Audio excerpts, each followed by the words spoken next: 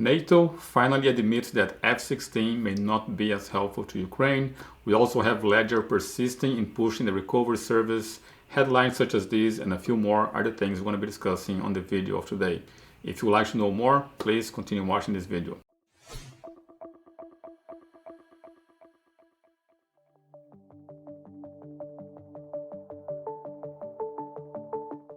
My name is Boof and welcome to Crypto Vagabonds YouTube channel. In this channel we talk about cryptocurrencies, geopolitics, macrofinance and everything else that may affect the performance of your favorite crypto asset. If you do like this kind of content, please subscribe to the channel and click the notification bell. So let's get into the video for today. And as usual, we're going to begin with Bloomberg. And Bloomberg is saying here very clearly that Russia hits Ukraine base in Kyiv. I made a video yesterday talking about the Kyiv attack. It was an anniversary of Kyiv on the weekend, and Russia really intensified the amount of attack on Kyiv. So this is the first headlines. So here's the article about the Kyiv attack. And the thing is, they have attacked airports. They made the land strip not longer possible to use. There's a lot of damage being caused to the infrastructure on Kyiv with the attack of the drones on the anniversary over the weekend. But again, I already mentioned about this to you guys yesterday. Now, on the other front, NATO forces intervene in Kosovo after attack from the local Serbs. I haven't reported this to you guys, but there has been intensification of the conflict between Serbs and Kosovo. So if you want to know more about that, please let me know in the comments below. But that's another conflict between nations. And this, of course, has to do with Yugoslavia. If you guys want to know more about it, let me know in the comments below and I can expand on the conflict between the two countries. I also have mentioned about F-16s not being of great help, at least not immediately once provided to the Ukrainian soldiers. And the reason why was because F-16 takes a year and a half for you to be properly trained on how to pilot that airplane. Now, in this article, it talks more about other difficulties that there is on being provided the F-16. One of them I also mentioned here, that when countries start to give weapons or give airplanes or other gear to the army of the other country, when those things are being given, they get rid of the things that they no longer need. And apparently the F-16s that are given to Ukraine are older models, and this is mentioned here in the article, and there's a few more difficulties, and I want to share those difficulties with you guys here. So let's get into this. So here's the first point. But the F-16s that are likely to be sent to Ukraine will still have inferior radar and short range of missiles than the most modern Russian jets air defenses. So they're saying that the F-16s is still going to be inferior in terms of radar and also in the range of the missiles, and gets more. It will be like push the easy button or switch from driving a Lada to a Honda Accord. This is the opinion of someone else. Now, another remark that the same person said here, you can't overcome the laws of physics. Basically saying that F-16, even once the pilots or the soldiers on Ukraine are totally equipped to pilot their plane, that plane would not be of much significance. And there's a bit more things being shared here. That means the Ukrainians may have to rein in their state expectations that F-16 will enable them to impose air superiority. So they're not going to be able to have air superiority. Now, another thing that's been saying here, instead of giving superiority, the jets would instead give Ukraine an incremental capacity that they don't have right now. So it's going to increase their capacity, but will not be giving them advantage over the Russian planes. And there's a bit more here. If they were to fly the Russian lines to take out artillery, air defenses or jets, Ukraine's F-16 pilots would largely get an alert signal of detection by the enemy radar long before getting close to shoot. So before they even get close enough to be able to shoot or cause damage, they will be detected and most likely to be counterattack. He says more, all you can do is dive for the dirt and hope that you can put a hill between you and the missile guidance system. So pretty much he's saying that if the F-16s try to get close enough where they can actually attack the Russian positions, it's very likely that the radars on the Russian side will detect their plane and shoots them, and they have to get between hills and be lucky not to be intercepted by the missiles of Russia. So even though they become good at piloting those planes are not going to give them air advantage. I did not know about that. I just knew that it would take a long time before I can even pilot those planes. Now, if you count a year and a half learning how to properly pilot those planes and then not having that advantage that you expected, F-16s may not be that great. And on top of that, they're receiving old models, not the latest models. So pretty much other nations are getting rid of the materials or the planes they no longer want and providing those to Ukraine. And then, of course, once they get the payment, they're going to buy new ones for themselves. That's pretty much how those things work on the geopolitical road. So that was covering conflict between Kosovo and Serbs, and of course in Ukraine and Russia. And we talk about the F-16s. Now let's talk about diplomatic geopolitical events. Russia is expelling hundreds of German government employees. I have made a video about this before where there's this conflict, diplomatic conflict between Russia and Germany. Things are intensifying. They were expelling people from the consulate or diplomats. Now Russia continues to expel German government employees, and of course Germany is going to respond the same way, meaning the tension between Germany and Russia will increase. I think, in my opinion, is a bad move of Germany to do this because, of course, this is going to increase the price of energy. And Germany, if you have been watching this channel, I already mentioned about them reporting that they are in a recession. And that recession is, of course, being caused by different factors, but one of them is an increase of price of energy. And if Germany continue to intensify the friction or the animosity between Russia and Germany, that only can push the cost of energy up.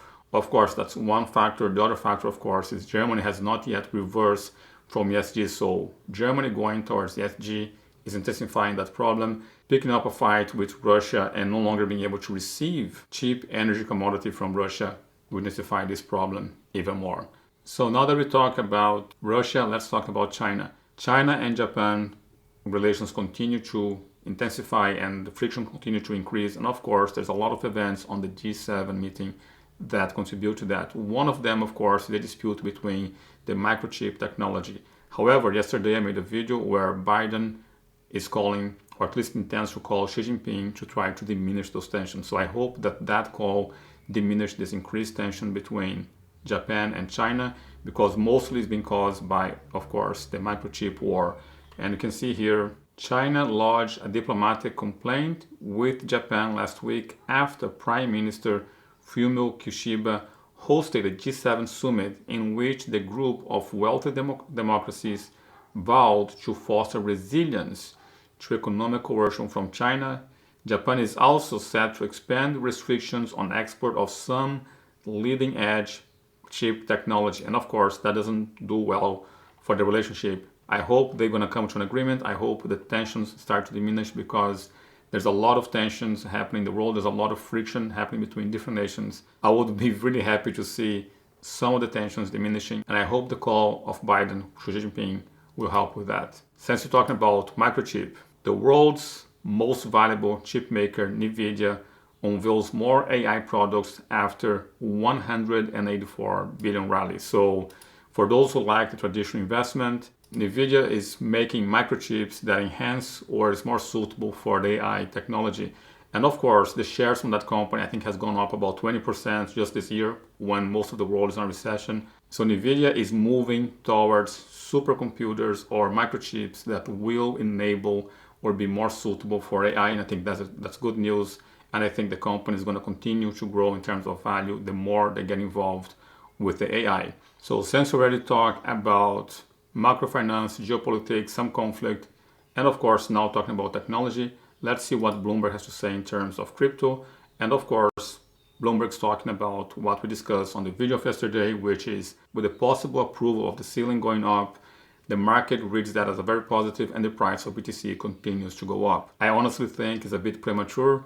I will be a bit more cautious, but again, it's your money. You do what you want to do with it. This is not financial advice. And here we have an exchange that you may not have heard of. Bybit gets pre-approval in Kazakhstan as crypto custody service providers. So there's a company called Bybit and they get the approval to become custodians or to provide custody service for the people of Kazakhstan. So what else is there? Here's one headline that I think is important to share with you guys.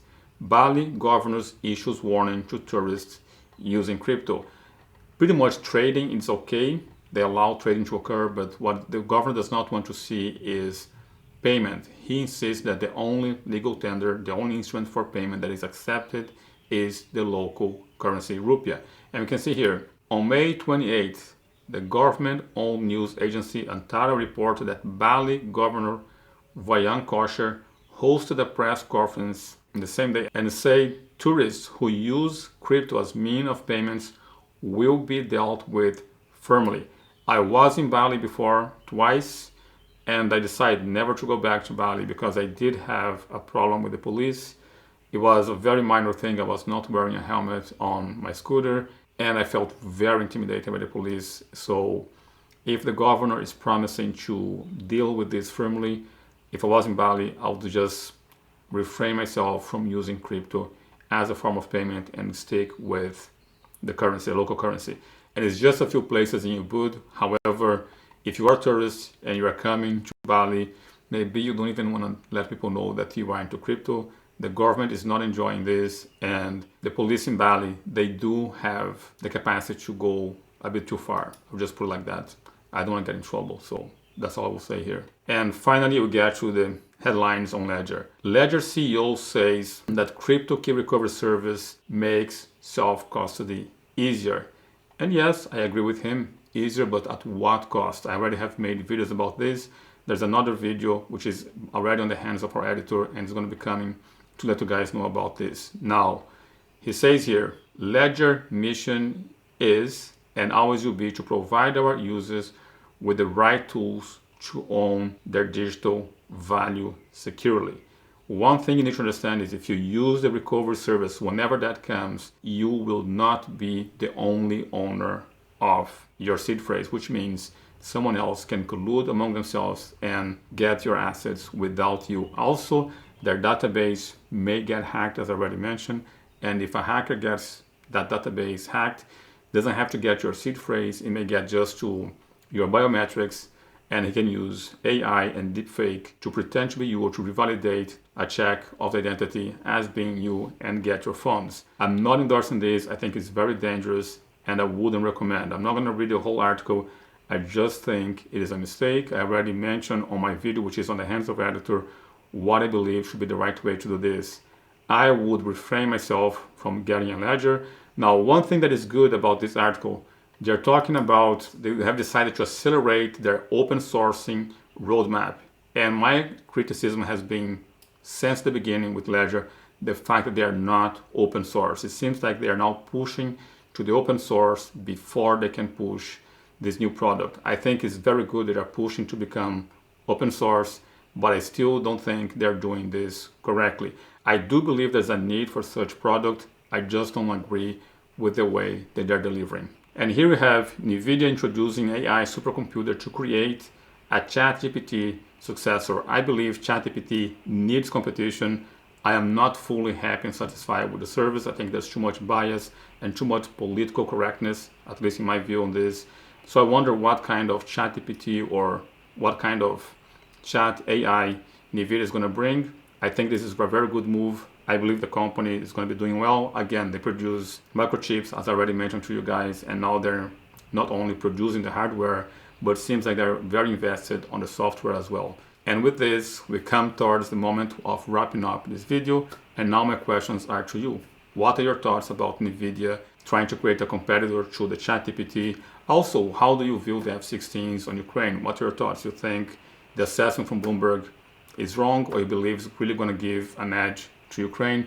Please let me know on the comments below. Also, let me know if you want to know more about the Kosovo-Serbia conflict. If you do like to have more on that, let me know in the comments below, and then we make a video about that. So that's all for today. Please do like, subscribe, click the notification bell, and I'll see you guys on the next video.